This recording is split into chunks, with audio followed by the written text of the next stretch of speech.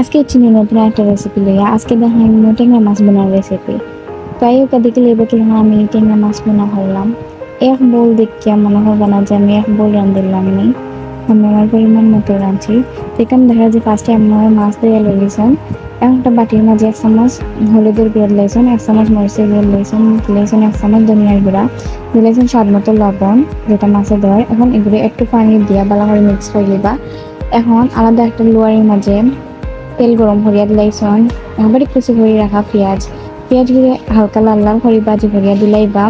এই যে পানি দিয়ে গুলিয়া রাখা মশলাগুন একটু কষিয়ে এলে দিলাইবা। একটা টমেটোরে একটু স্লাইস করে কাটিয়া দিয়াম, আর দিলাইছন কয়েকটা কাঁচামরিচের মাঝখানে দিয়ে কাটিয়া।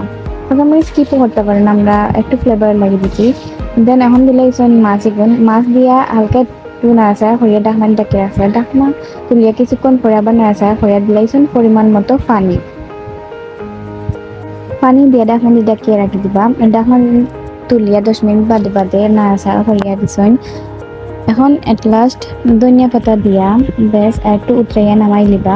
তো রেডি হয়ে গেছে আমার ট্যাংরা মাছ বোনার রেসিপি। আমার ভিডিওটা ভালো লাগলে প্লিজ একটা লাইক করে দিয়া যাইবা, আর আমার চ্যানেলটারে ফলো করবা। তো আজকে এই পর্যন্তই, সামনে আরেকটা নতুন রেসিপি লইয়া আইবো। ততক্ষণ সবাই ভালো থাকা, সুস্থ থাকা। আসসালামু আলাইকুম।